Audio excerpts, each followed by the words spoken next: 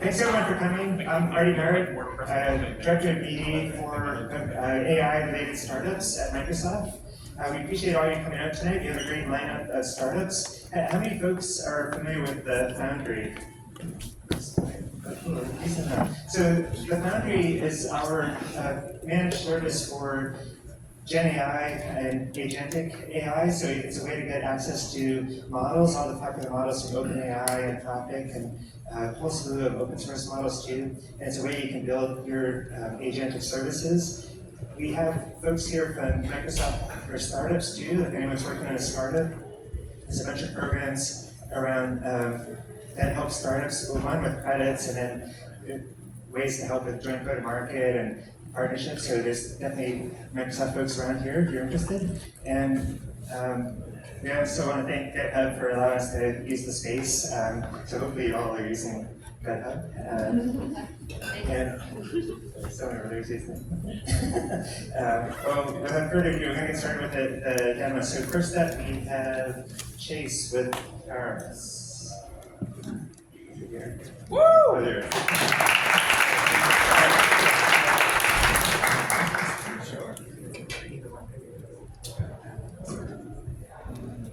Hello. Yep. Just yell at me if I go.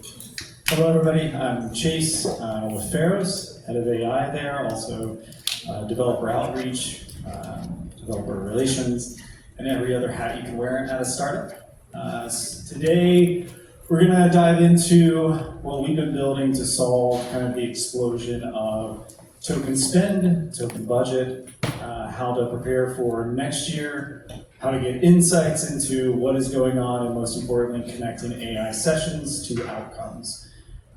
This year has kind of shown, you'll see it in the news, Uber was a big announcement of they've already burned through their entire budget. I've already burned through our entire budget, and so this is not just happening at like the Uber scale, it's also happening at a 50-person startup scale as well.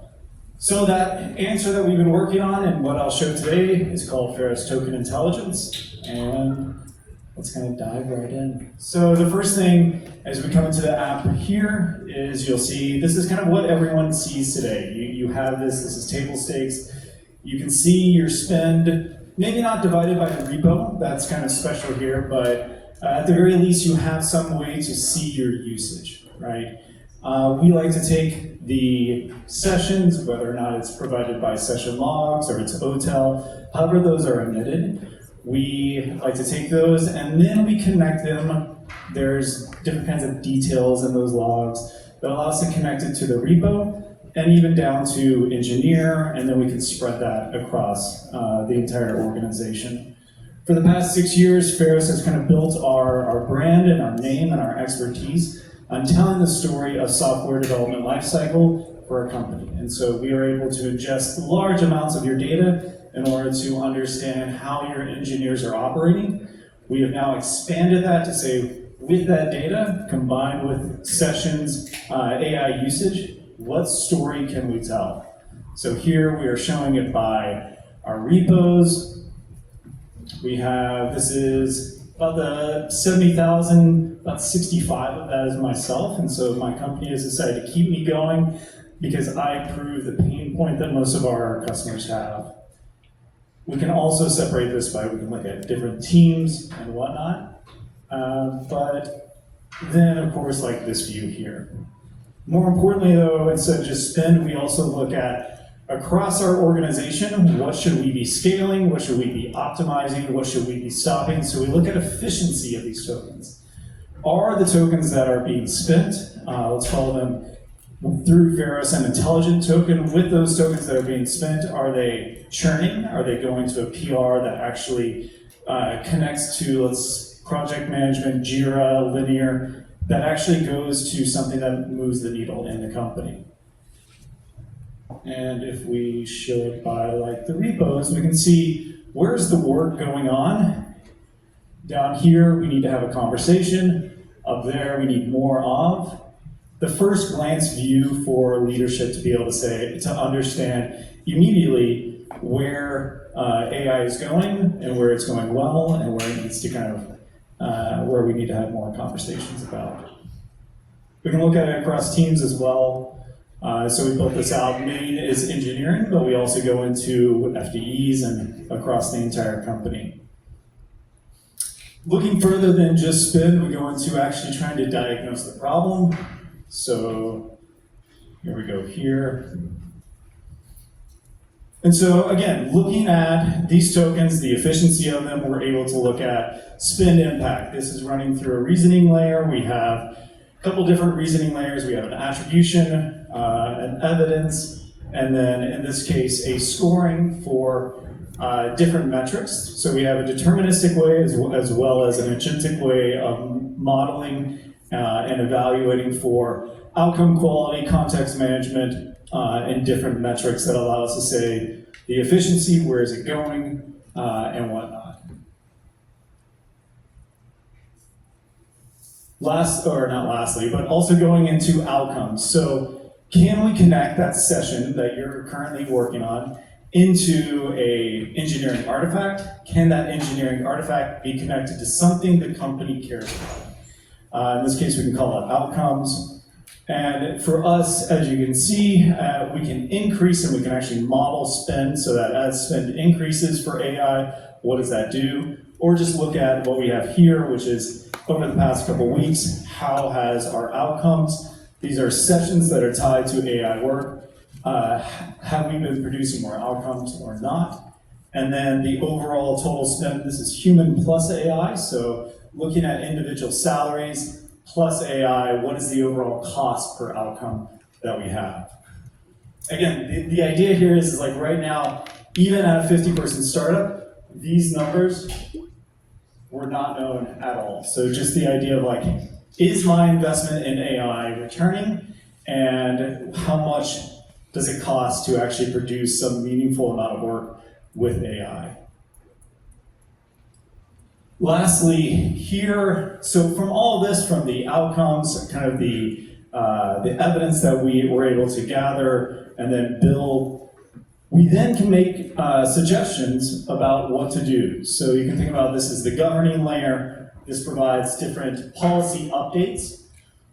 We also have, on kind of the other side of it, we have a gateway that all of our AI traffic goes through. This gateway has various policies that enforce the traffic. These, kind of the full circle or the full loop, these are suggestions on what to change in those policies so that as the AI learns what is inefficient in your engineering organization, this will then take it, allow you to apply those policies to that gateway. The overall efficiency should improve, and over time, your engineering organization uses AI better, or the AI becomes more efficient in the engineering org.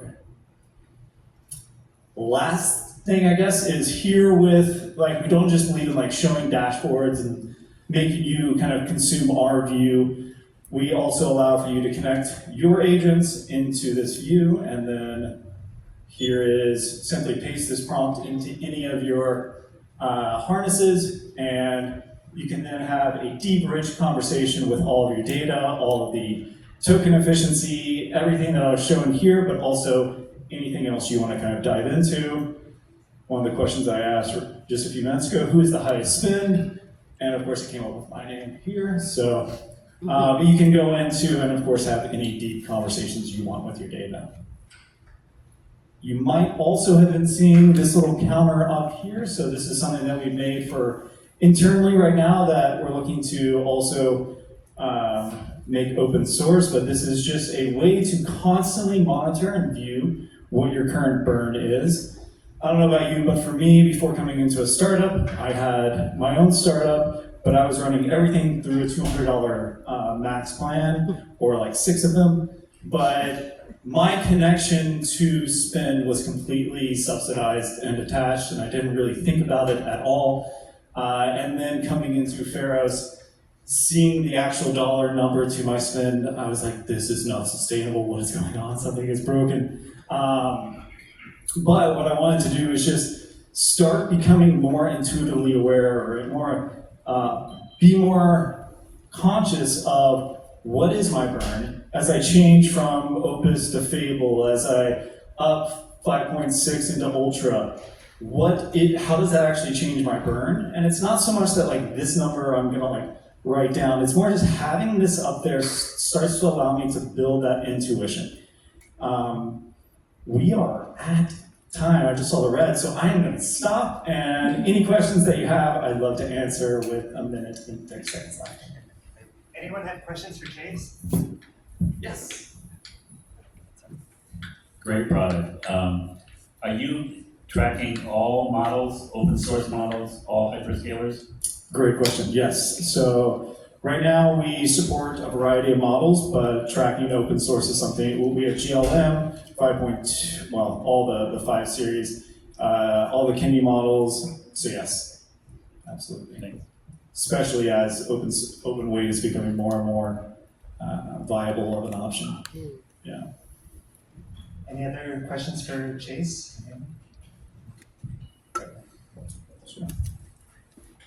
Just a casual one. So how many tokens did you spend yourself to make this platform? To build the platform, I don't know, but it was, last I looked, in the double-digit billions of tokens in the past couple of weeks. So, which I didn't even know, like, is that normal? And so I had to like look it up, and it was like most enterprises spend that in a month, and I was like, cool, or at least startups. So, yeah, it's somewhere in the billions, but. We like to, at least in my head, it's like the whole thing here is like we were all about token maxing, right? As you connect more and more to money, and as this budget gets blown up, and as the harnesses want to spin up 1,000 more agents in order to solve the problem, it becomes more about outcome maxing, right? It's like, how can I actually produce outcomes from these tokens? And I just think like the future is about solving that, less about like my burn and whatnot. And we're kind of at that critical point because next year's budgets are being made or already made. And it's an interesting time that's going to evolve for sure. Well, let's give Chase a round of applause. So next up we have Lorenzo with Crew AI.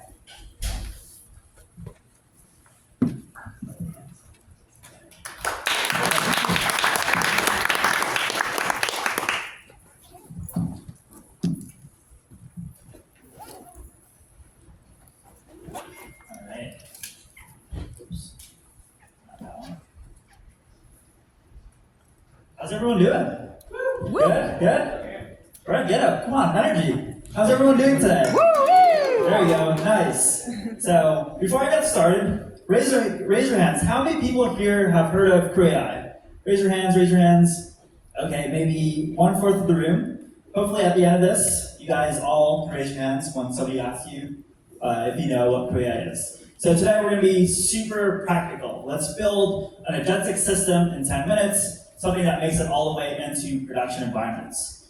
So at Crew, we help many companies build their agentic systems, companies from Connecta to AB InBev to Pepsi to DocuSign. A lot of these companies use different models, they're trying to build different things, different use cases, but they have one thing in common. And that one thing in common that they all do and deploy or build is something called flows. Flows at Crew is this core architectural layer. It's deterministic by default. So what that means is traditional programming, a bunch of conditionals, if, else, things that we've been doing for decades as software engineers or builders. But this also balances things like reasoning to LMs. So let's take this example of a lead qualification use case. We want to pull data from a database or a CRM. Think of pulling data from HubSpot. That's something that your agents don't really need to do. Maybe that's something that's simple as a simple fetch request to an API. Depending on that score that once we've gotten that row of data, we can do something like score it. That can use an LM, that can use multiple agents, that can use singular agents. From there, we can have this traditional programming. If score is greater than a certain number, based off this given criteria, let's either do a generic answer. If it's less than 7, let's just say, hey, it's not a lead. Let's throw that lead away and just mark it as not a lead. If it is a lead, let's do more analysis about them. Let's understand why they're a qualified lead. Let's curate this email template just for that particular user. So that's the concept of flows. Deterministic by nature, but you could sprinkle in levels of agency, whether it's in particular nodes where you want that to be. So highlighted on green is something that's deterministic. You're not burning tokens. This is just an API request. Something in the orange is where you can pick and choose where you sprinkle those levels of agency or intelligence. So what is like the biggest takeaway here? Reliable agentic systems balance deterministic outcomes and agency. We're not trying to limit agents, it's just having this orchestration layer or this architecture where you have both control and reasoning intelligence where that's where the value comes from for using agents. So very practical. Let's do a demo. Again, live demo, this is up to the demo gods, but let's type in this use case. Does this work too? No. So the use case here, I already typed it out, but it's build me this triage flow. I work in open source. We're a startup, Series D startup. Sometimes I have to wear many hats, like Chris. But we want to use this agent to triage a bunch of tickets that are coming in from issues or PRs. And depending on the urgency, let's mark that and send it to Linear so I know what to do tomorrow. So again, what we're going to build, or what the studio allows us to build, is this flow. And it's going to ask you a couple questions as to how we can improve it. So let me make this bigger. Cool. So how should flow fetch issues? Again, we can use the API, but for this example, let's focus on, let's do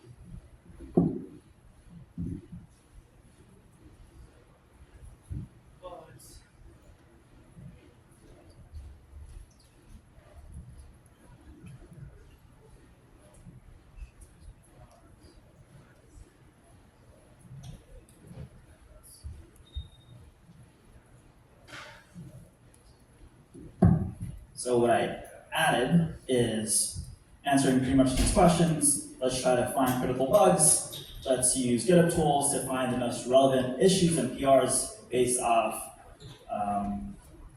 like the last 7 days that we have over here. I would say tagging Lorenz. No, this is what they need.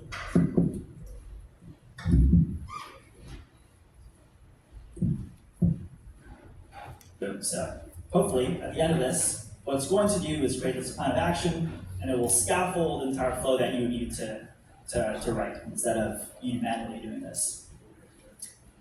So we have this plan of action. Let's just say it looks good, and what we're going to see is pretty much very similar to that concept of what we've shown over here, where we have this conditionals, things like that, depending on the level of urgency.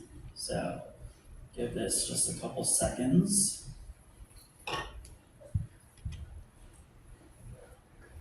The pressure's on. Live demos, please work. Also, the studio is intelligent enough so as you keep building more and more agents, it's able to discover if you've already built certain agents like that, so it can reuse agents that you have. This gets piled into something called like agent repository that you can use that you can access over here. But once this is done, what we will have is a scaffold.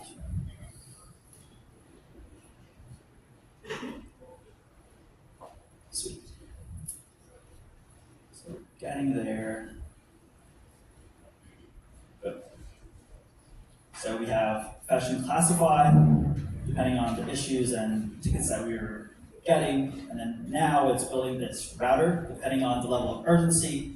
We're going to either route it to create tickets or do nothing, right? So again, exactly what you see over here is this balance of determinism and intelligence, right? We have something that does nothing at all, no tokens, no latency when it comes to just like LM burn or token burn, and we have another one where we have linear tools where agents can actually start to write.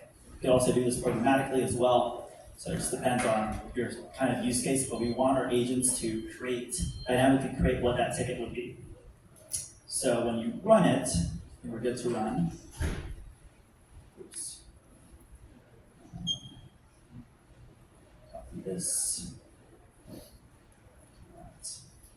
And our ticket name is open source. Hopefully get me.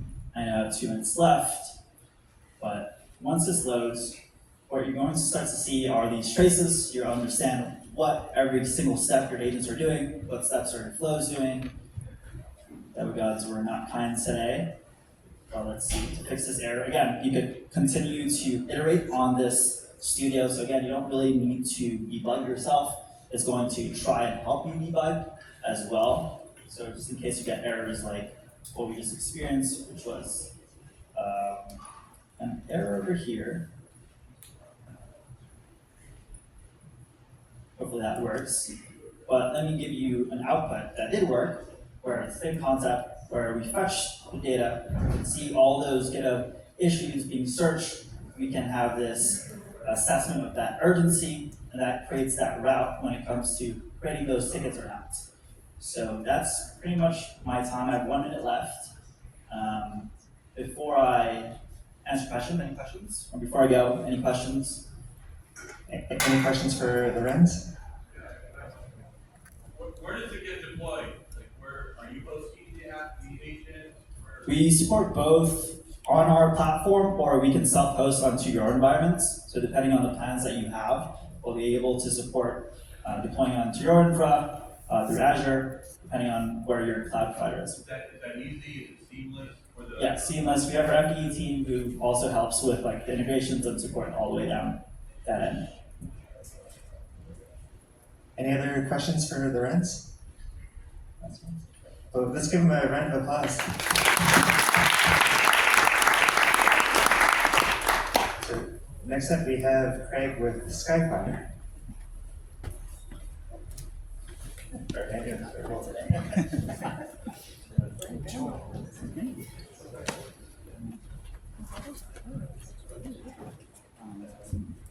Text out there.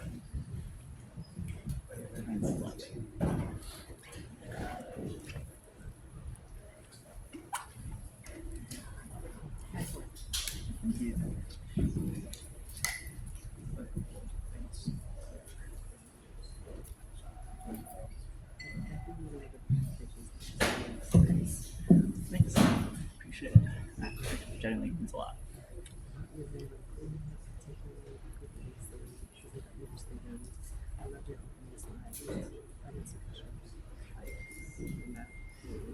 We were very close.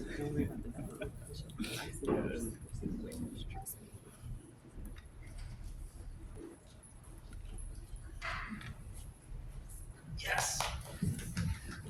Hey everybody, my name is Craig DeWitt, and I am the founder of Skyfire, and I'm joined tonight with our CTO, Ankit. So really excited to talk to you tonight. Has anybody here ever tried to build an agent that navigates the web and completes the checkout?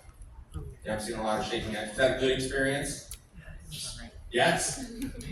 It was amazing? Were you able to complete a checkout? Yes, from Claude.ai. From Claude.ai. Amazing, look, it's a problem solved. I have not actually heard that before. What I hear is that, what I see directly is that today when people try to complete checkouts, they're blocked at a couple stages. They're blocked at trying to access the web, and they're trying to block the checkout. Why? Well, when an agent uses computer vision to try to complete that checkout, they're being identified by the bot managers. If the agent has to log in something other than a guest checkout, they're being blocked by the ATO provider. And when they try to put in that credit card at the end in a PCI compliant fashion, they're blocked by fraud.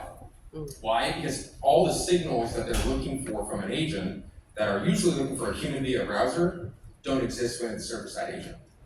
So what we've done at Skyfire is we have gone out and we have integrated natively with 70% of the commercial web in terms of the bot blockers that make life difficult. So that is Akamai and Cloudflare and F5 and Datadome and some of the biggest bot managers in the world when it comes to fraud. And what they do is they natively respect a token that Skyfire is generating So your agents can complete a checkout end to end with success rates up to 100%. The big problem that we're solving today is that agentic shoppers are blocked. We've heard a lot about UCP and MCP, but in all the merchants that we work with, very few folks have APIs available for agents to hit. So the vast majority of agentic commerce today is happening over the open web. And again, when the agent is traversing the web to try to take action, it's blocked at the CDN or WAF level, it's blocked at bot management. If it does things too quick, it gets rate limited.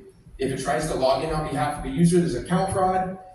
And one of the biggest blockers is when it plugs in a credit card, that activity is indistinguishable from a fraudster. Because believe it or not, the agentic bot flow has been a fraudster's #1 attack vector for the last 20 years. What Skyfire does is Skyfire makes sure that agents have a way of delivering information on who they're working on behalf of, what they're authorized to do, in a way that the existing infrastructure of the internet accepts these payments today. The other thing that Ankit will talk about is that as we see things like MCP and agent-to-agent transactions going, the biggest issue that we see is how do those agents get the access credentials to hit those APIs. Otherwise, you have to have a pre-configuration of the developer knowing, okay, I'm going to go out and get credentials to this specific merchant at this, for the entirety of the internet. And it breaks down the ability of operating a shopping experience direct to end users. So I'll let Ankit talk about what we've built when it comes to KYA Pay. Awesome. So, as Craig said, right, agents are bots, are programs, are automated traffic, and so they look the same, and so they get blocked because the internet was not built for bots and for programmatic traffic. It was built for humans. So for the last 20 years, the question has been, is it a human? Is it a bot? If it's a bot, block it. Problem solved, right? Because everyone wants to sell to humans. And now as agentic traffic took off, we started hearing this bifurcation. Is it a good bot or is it a bad bot? But that's not really the right problem to solve, right? Because what good bot and bad bot mean is very subjective. It depends on the use case, and ultimately it's still a bot.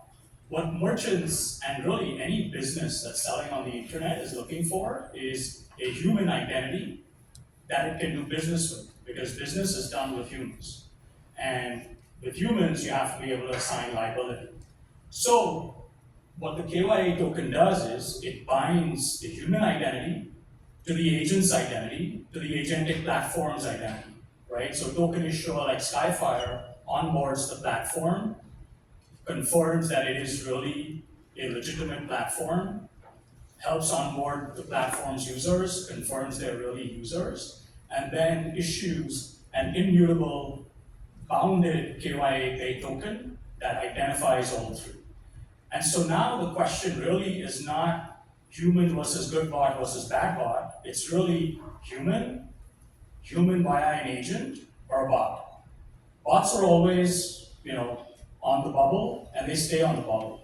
But the big signal that you need to pass through is that, hey, this agent is acting on behalf of a human, and this is who the human is. And so that's what the identity portion of the KYA token enables. And along with that, when it comes to payment, the payment credentials are also included. And authorization is included that this agent is allowed to pay, whatever the price is for the product on behalf of that human. And so now merchants can trust that, hey, this is a real human, but they're just coming to me from a new interface called an agent, versus is it a bot or not? And that's where then, the bot managers, the fraud managers, ATO vendors, etc., accept the token. So this is an example, and I'll zoom in a little bit. This is an example of Akamai. And so Akamai is protecting a website named Skyfire KYA Demo, right? So this is in production. It's a demo website, but everything here is in production. And Akamai is protecting it. So if I try to crawl it, so this is the access use case, right? Like before I can do something with a website, I need to navigate the website, and I get a 401, right? And it tells me that, it basically just gave me a 401 and blocked me, right? And so now what I'm going to do is I'm actually going to try to crawl the site again, or navigate the site again. Oops, I don't know. Oh, Craig, your thing is upside down. Create a KYA token. I'm going to create the KYA token, and this is what it looks like, right? So it's a standard JOT, it's a signed JOT, so it's tamper proof. It's in production. This is the originator of the token, right? So in this case, it's Skyfire. This is the human behind this agent. This is the agentic platform. So in this case, it's a news platform. And a bunch of other like standard JOT claims, right?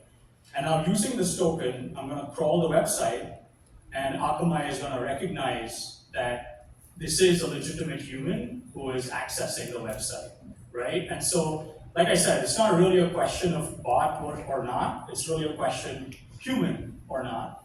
And so this is Akamai, like Craig said, Cloudflare, Datadome, a lot of partners support this. Yeah, so this is available on about 70% of the commercial web today in terms of being able to access those websites. And maybe with the demos like so what, so I thought it'd be interesting to show an actual customer use case of what's going on today. And so what I'm going to show here is from one of our customers that's completing transactions using this token to be able to access an actual merchant and complete a checkout end-to-end without any 403 errors or anti-bot evasion. So this user uses this to buy gift cards. The prompt is, I want to get gift cards for a focus group I hosted today. They have their internal agent look at their calendar, pulls that calendar event and says, okay, what kind of gift cards are you actually looking for? Okay, give them something like food.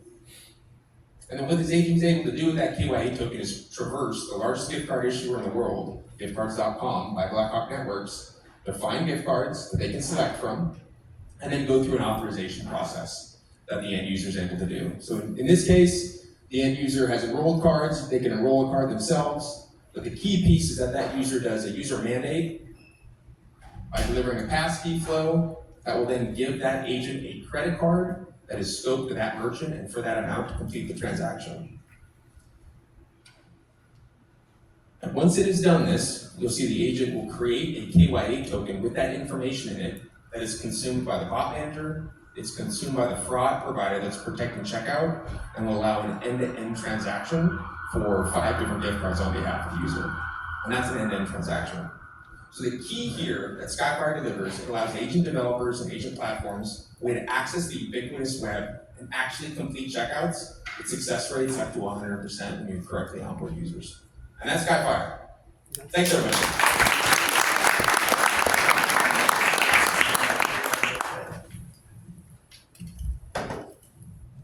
Does this only work for checkouts, or what does the landscape look like in social media or exploring, having agents explore other parts of the web? Yeah, great question. So we're natively accepted with bot managers that protect, like I said, around 70% of the web. The largest social media providers usually have their own security apparatuses. So we haven't seen much of crawling of social media. The place where we really see the most volume outside of the e-commerce flows is actually financial services.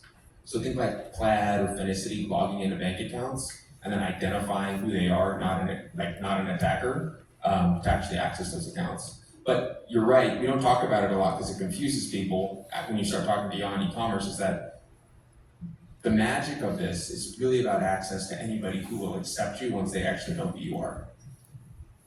And I mean, the hypothesis here is really that if you build an agent and it can't access the web like you can, it's basically just an automation that you curated and you signed up for and you paid for. And at that point, you really even need an agent, right? You can do that today. Spicy takes from the Skyfire team. Yeah. One of the big questions with AI is obviously security. How have you gone past the hurdle of convincing that end user to allow an agent to make a purchase on their behalf? And then also, how have you convinced that merchant to allow Skyfire to be that intermediary between the customer? Yeah, believe it or not, the merchant is the hard one in this equation. That's where we've spent the most time. Just tactically, the way we did that is We chewed glass for about 18 months doing the direct integrations with the security providers who already protect those sites. Most merchants don't have home built. The Blackhawk network, so the gift card is actually unique, but most folks don't have that homegrown security. And so chewing that glass, getting the native integrations from folks that see the future, which are primarily the Akamais of the world, and that native integration has really helped us with those sales there. And keep in mind, like the token is just another way, like when you type in data, when you fill out a form, it's going in the request body. This is just traveling in a jot in the header. Yeah, I just had a quick question. So how do you see the ecosystem evolve? Do you see end users add you as an MCP server, or the like originators like ChatGPT or Claude use your token instead of their own token to make the payment rails, right? Like how do you see it evolve and how do you fit for the end user journey? Yeah, what we see mostly today is we sell into demand side platforms directly. And so it is possible for end users to connect the MCP. We don't see the future of like my mom doing that. Really what we see is a B2B sale where we go out and get these large platforms, Experian being one of the largest demand side platforms that have verified users that is using us today for agentic commerce. But in the future, we have opened this up to where anybody can do this, but the scalability at least we see today is B2B. But like to your point, like we are working on extensions to MCP to include payments where the LLM doesn't see it. We're at time. Yeah. Thank you guys so much. Let's give them a round of applause. Next up we have Sri with Sycamore.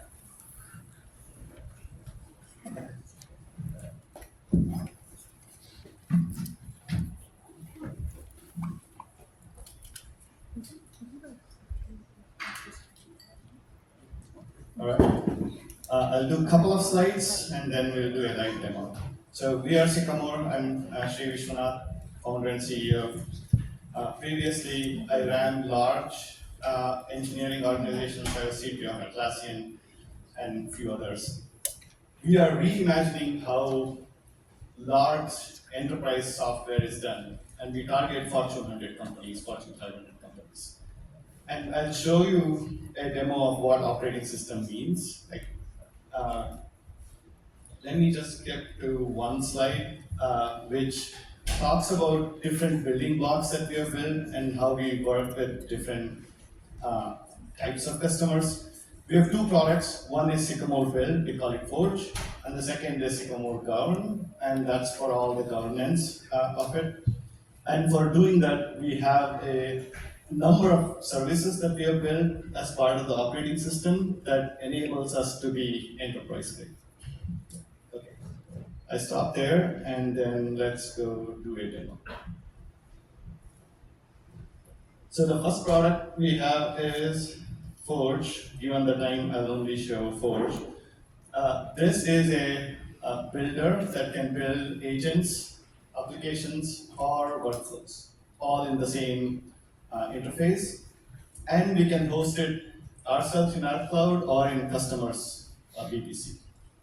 So if you guys have any complex enterprise problem, I'll take it. Otherwise, I'll just use one of the templates here. Anybody with a real practical? Maybe not. Okay, all right. I'm going to build a vendor risk management portal. What we do is we target pretty much everybody in the company. Right? It's not just engineers, because our builder does not ask you technical questions. Right? There is a technical mode, but by default, it doesn't ask you technical questions. It only asks you a product-related question. So you need to wear a product hat and then start answering questions, because it will come back with a series of questions. This is a demo instance. We haven't set up any context. So we also have a number of things where we can set up context for a company so that it understands and learns. Okay, let me just take the first one here, because SOC 2. All right. It might still come back and ask us more questions, because, as I said, once we give the first set of questions, it understands the insights, builds the organizational graph inside, knowledge graph, and then figures out for the solution that we are building, it doesn't have enough context. You can upload more documents. You can go back and change things. We have lots of connectors, so you can connect to your internal systems. After this, I'll also open the hood and show you all the other things that we have. We also have an auto router that can pick the right model for different stage of building. And when I say building, this is like enterprise grade application, right? We don't build smaller applications. We only focus on running compliance, security, all the things about meeting the standards of the company. We run all those. So right now, the builder is giving us mock-ups on how the product would look like. And the builds take anywhere between 6 hours to 7 days, depending on the complexity. So one of the top 3 largest banks gave us an 800-page PRD document, and I'm not kidding, 800 pages. And it took our builder 7 days to build it. And it was production ready to launch a new business within 7 days, right? At 7 days. Which is, if we were to build it in the traditional way, it would take a year to build, right? So it's that kind of complexity with lots of agents, a bunch of workflows. Okay, let me approve. And once it starts building, I'll show you a few more things, and we'll come back to this. It won't finish in time for this, given we only have 10 minutes. If we had 4 hours, we would be able to see the outcome. But I can show you what sample ones we have built. So for example, this is a governance command center. One of our customers built this, and they use it for all their AI management inside the company. Right? It literally hooked up everything that they had and built out a full-fledged command center. Every app that we build also is an agent-first application, so it has agents. You can ask meta questions. It also learns over time, so we have the meta learning loop in place. Several more apps. This one was cached, so let's see. The more interesting thing is, let me show you the agent inventory. So, for example, all our agents are A2A compliant, registers in a place. We track, in fact, I should go back and just show you in this, while it's building. Actually, let me show you if it has code. We also have this watch light. This is under the hood developer mode. If it's writing code, we can open up, and it's running in a sandbox, fully secure, doesn't see the keys, all the things that you have to do for an enterprise grade, deny all for the sandbox. It does all that. While it's building, let's go back and check. Where is it? Yeah. It also has workflows built in, like durable long-term workflows, which has human in the loop. This is an example of a workflow. Maybe there's a vendor approval. All this is automatically built. It's not like drag and drop. There is no drag and drop in our system. You can track every single thing that happens and figure out what happens. We have tamper-proof auditing. We check every single, like this, checkers at every stage of this. Everything is persisted in terms of durability and retries. If a person, human, is not available, we can escalate it to their manager and things like that. That's all comes out of the box. While we are building this, let me also show you the settings where we track everything that the agent is doing. We can go all the way down to a single LLM call. Like for example, somebody built a expense tracker, I don't know who it is, but we can see exactly what was called all the way at the lowest level. We have the full cost management across everything. We have an AI gateway that can track everything that happens. And our apps that we build are in thousands, not like small, right? We build like for a week or several thousands, tens of thousands sometimes. And we have tamper-proof auditing, like I said. We track all the live activity, connectors, approvals, all the applications. So that's our Forge, which is a builder.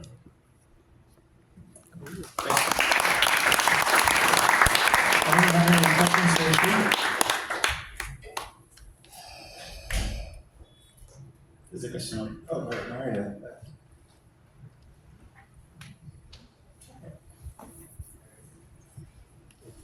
I really like the product. I used to work on Google on Gemini Enterprise. So, but do you have vendor lock-in for the models? You know, there's a lot more flexibility than Google, you know, Gemini Enterprise, right? And how, so I'm a office shop or I'm another type of shop. And also what does your ecosystem for extensibility and plugins look like? Yeah, the reason we call it the operating system is for the exact same reason that Unix, for example, has device drivers and you can plug in lots of things. It's modular by design. Our whole architecture is modular by design. So if you see the pipeline on the right side, this is only the intro mode. Generally, customers don't see it. We can customize every single part of our stack and plug in. For example, we have a security company that wants to use their security suite of products to run as part of our build cycle and our run cycle, and we can absolutely do that. We can customize there's only a few things here. We also have our own router with various different capabilities. We can run in customers' VPC and use their APIs if they already have an ELA, so all that is fully flexible.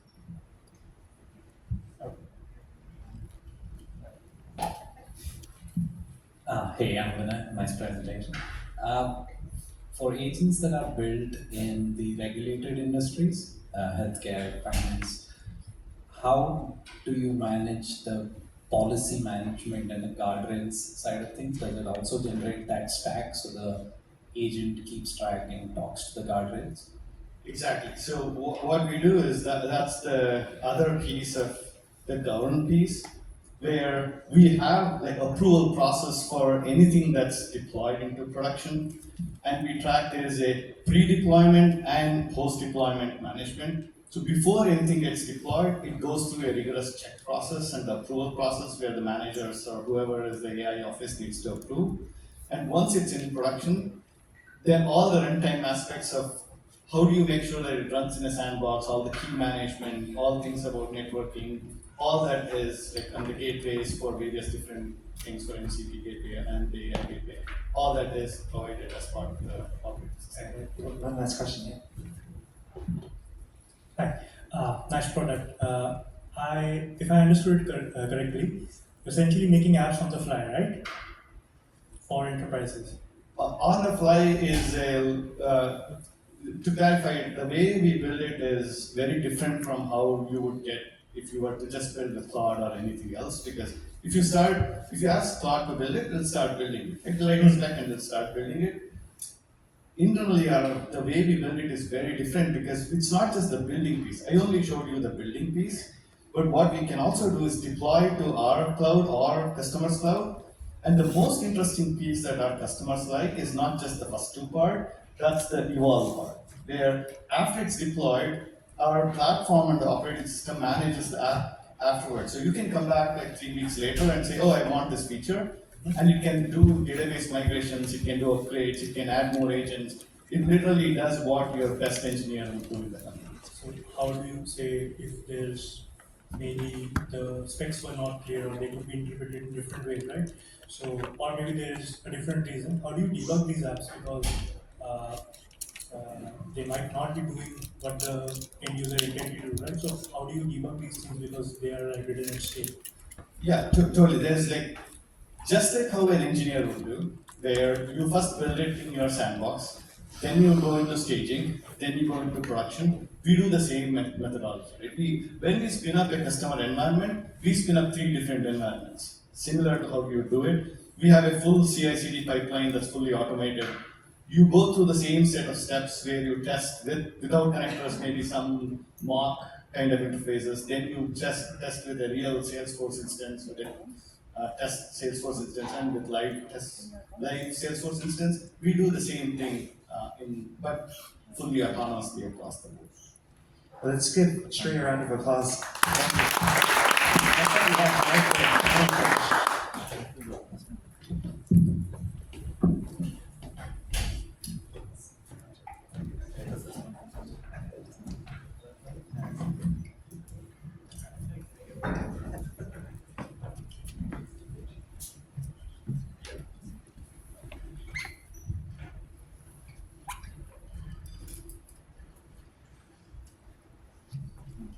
All right, can you all hear me? If I don't pick up the mic, if I just kind of project, can you guys hear me in the back? Thumbs up, thumbs up.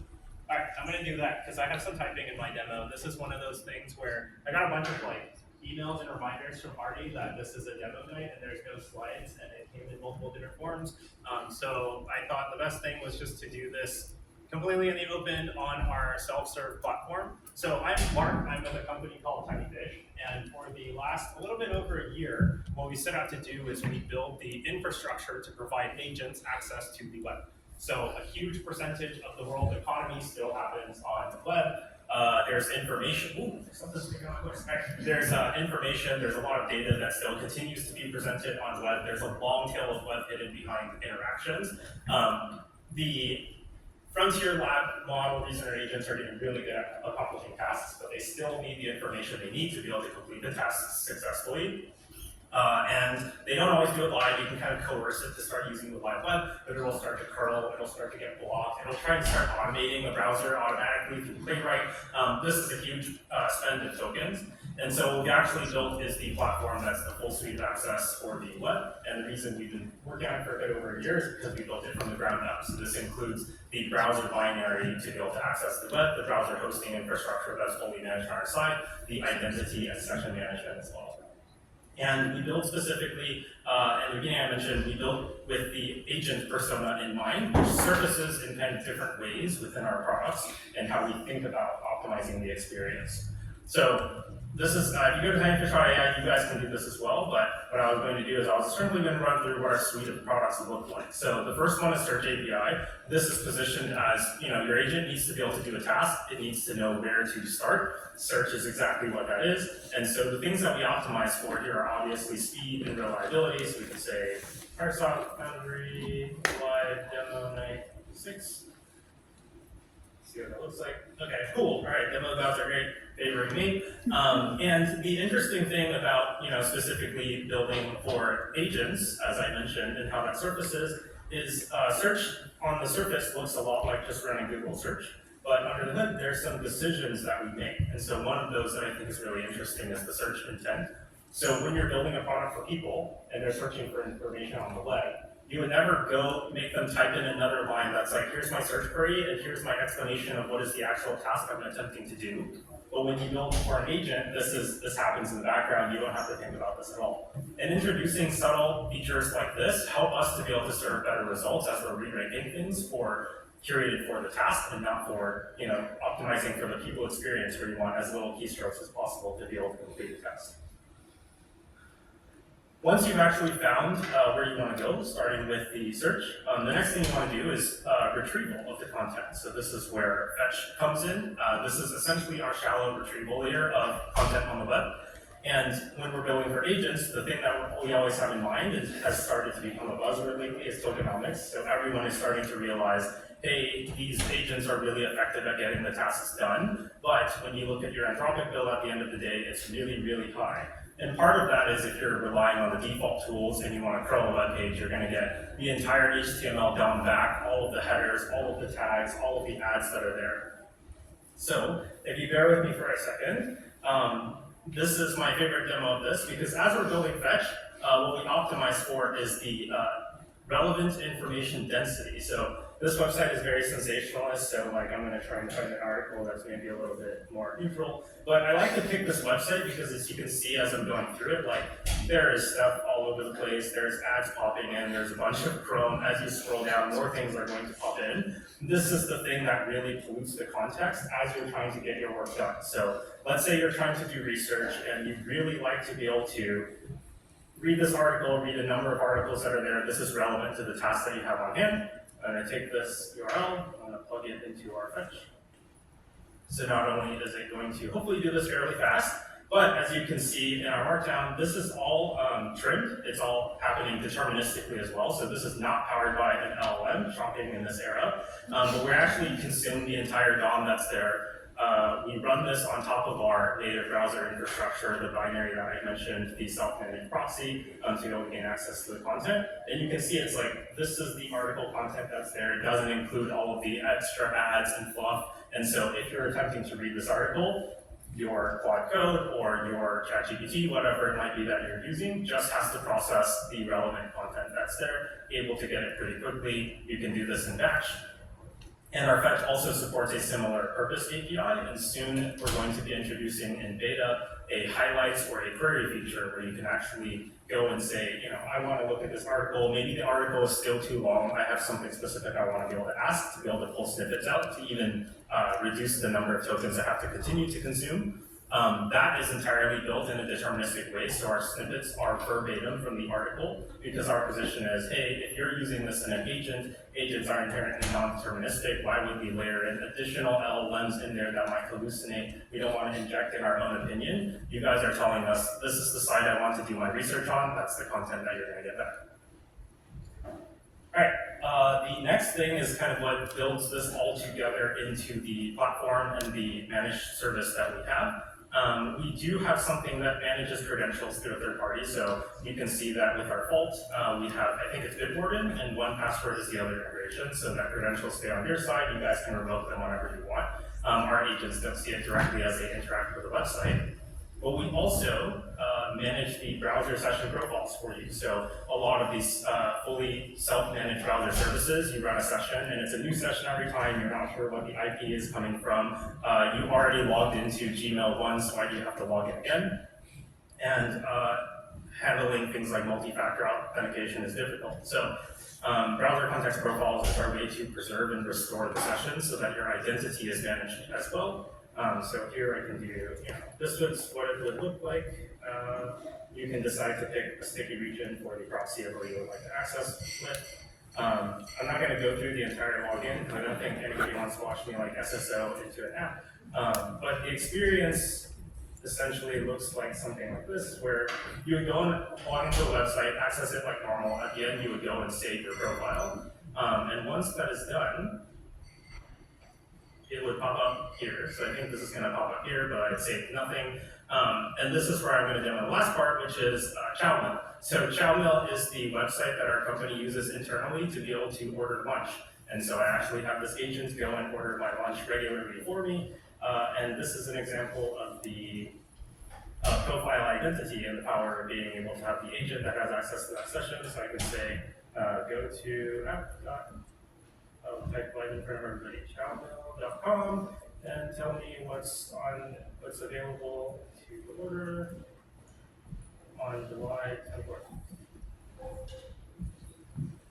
Hopefully this will all go and work. The thing that adds some extra excitement is that we're actually doing a big launch of our self-built web native model today, and a lot of our users are in Asia, so they're waking up right about now. But you'll see that this is going to go and visit the site, and actually it's already logged in. It's a little bit hard to see, but the M in the corner is my name. There is the website kind of is a little bit flaky as you're loading it, but this is the company, that's the address for the company, just proving that I'm actually logged in. It's going to go and try and figure out what is available on July 24th, and then go and summarize some of those items for me, hopefully. And then while this is going, let's see, yep, okay, cool, it's gonna I asked it to figure out what's for lunch on Friday.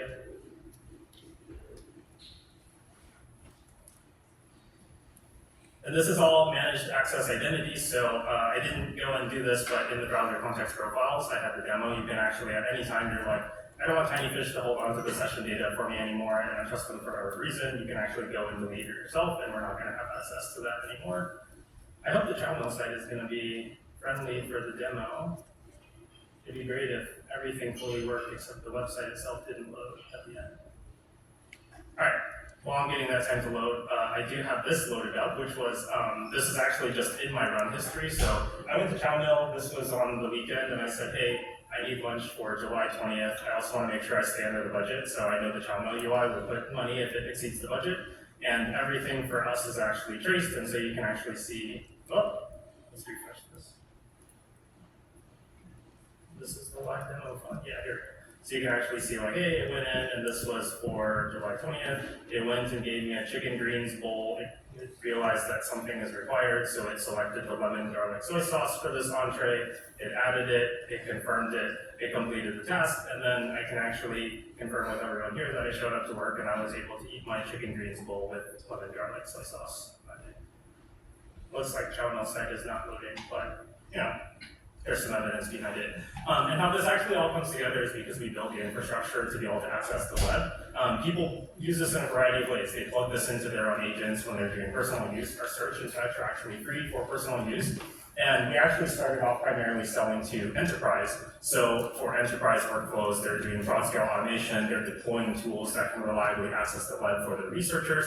Or we've done broad scale research for companies that are looking for, I'd like to understand menu distribution of a particular state, or I'd like to understand long tail mom and pop fitness center pricing models when you're looking for gyms, membership pricing, 10-pack pricing, and understanding the distribution across various geos in the US. They've been able to automate that through the TinyFish platform. And this is a big red thing looking at me, so I'm out of time. Anyone have any questions? Hey, great presentation. How do you guys do with CAPTCHAs? So the easiest way to deal with CAPTCHAs for us is to not get CAPTCHA at all. So a lot of times that's why we go through proxies and we work on the browser binary themselves. We also, so for personal usage, product volume is okay, but for enterprise usage, we're a lot more selective. And I think one of the really great stories we've had in the past is for a company, we actually were able to pull a matrix of hotel pricing information. So this pans out really quickly because it's like number of nights stay, amenities that you're looking for, location. And actually, as we started collecting this for a hotel aggregator, the hotel realized that we were doing this, but rather than asking us to stop in this era where everyone's sort of like robots.txt, don't scrape my site, they were like, this has actually been really great for our business. We'd like to just work with you to say, on our peak hours, don't come to our website, but other than that, you know, totally fair game that's there. The other big way is like if you log in and you have the sort of managed identity that's there, a lot of times you also will avoid getting captured. Any other questions for Mark? So, if browser is already logged in, is it able to take actions on user behalf? For example, if I want to deploy a production application through the browser, can it do that and build the product? Yeah, if you can do that all with the browser. So I literally order my own lunch without touching anything related to the Chowmill website. It's logged in already using my actual company SSO account on Chowmill, and then it'll go and order the food and it shows up. Well, let's give Mark a round of applause.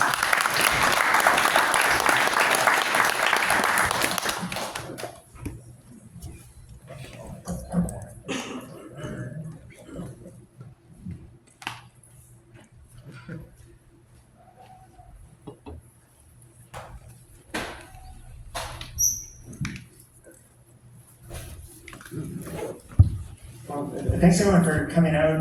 It was a great round of demos, some pretty interesting startups. We do these each month, so the next one is August 18th, back here at GitHub. That's a QR code to register. We have the space until 8, so there's still, I think, some food back there and drinks, so you're welcome to hang out, network with folks, chat with the speakers and all, but appreciate everyone coming out, and thanks again to the GitHub folks for hosting us here.